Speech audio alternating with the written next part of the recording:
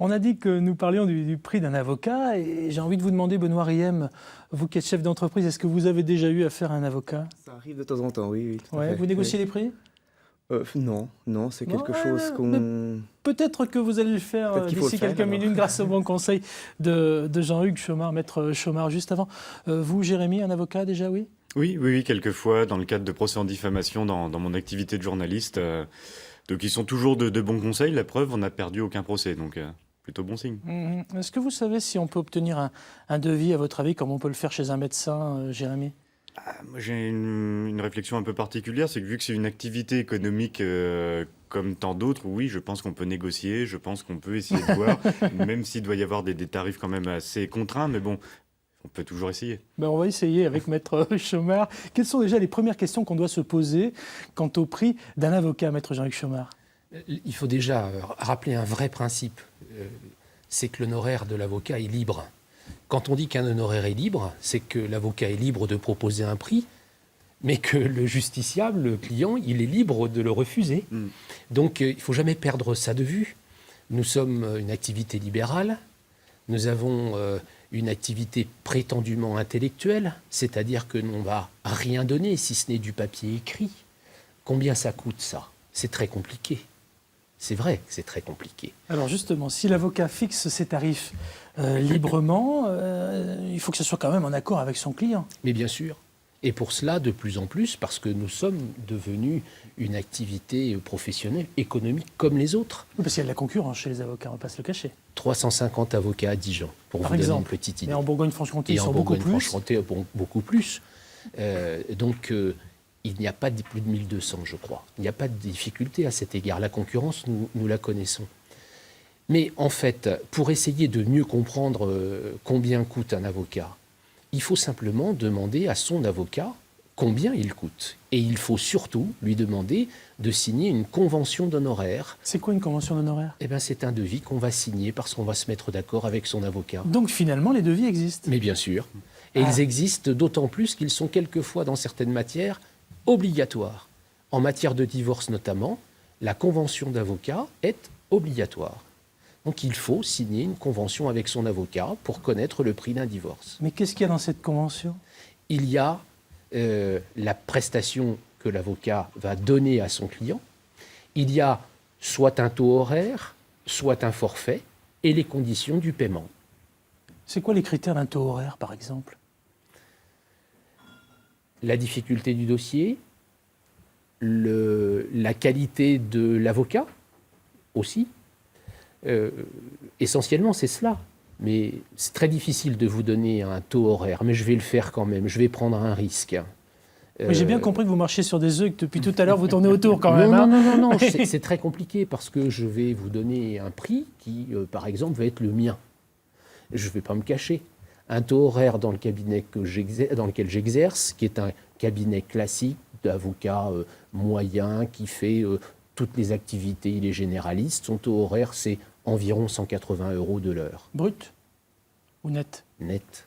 D'accord, non, mais c'est important parce qu'on ne sait jamais, Oui, vous savez. Non, mais c'est normal.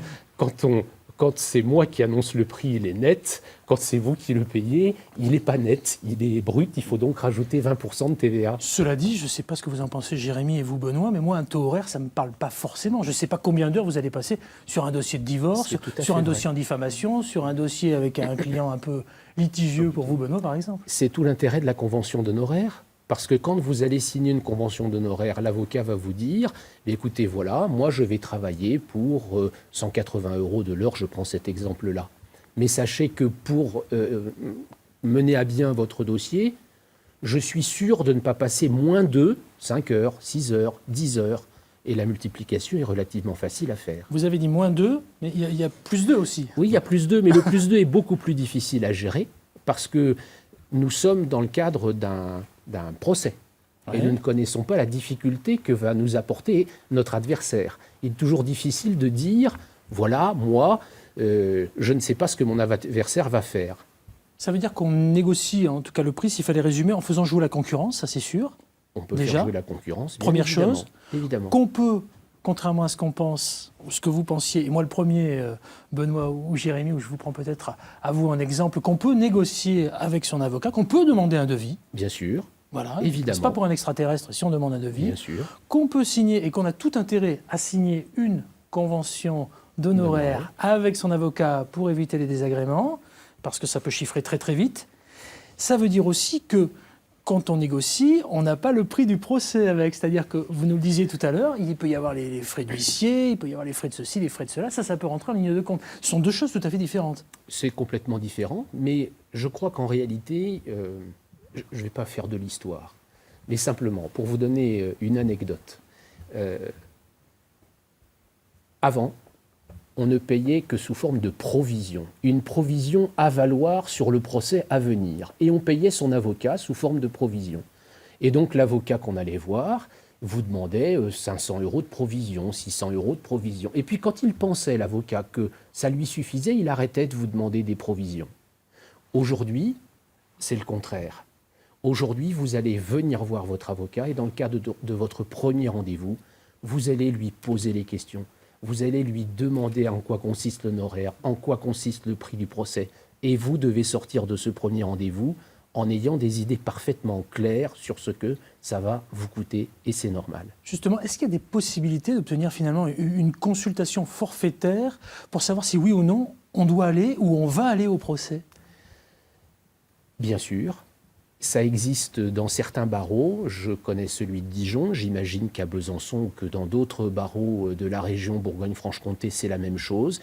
Il existe ce qu'on appelle des consultations d'orientation. Vous allez notamment, je vais parler de cet exemple dijonnais, vous allez à Dijon à la maison des avocats, vous demandez un bon de consultation et vous allez voir votre avocat avec ce bon et votre avocat que vous aurez choisi consultera votre dossier et vous dira ce qu'il en est. Allez, pour terminer en quelques secondes, pour être très pratico-pratique, est-ce que je peux payer mes frais d'avocat finalement plusieurs fois, comme on peut payer une machine à laver, etc., ou autre chose?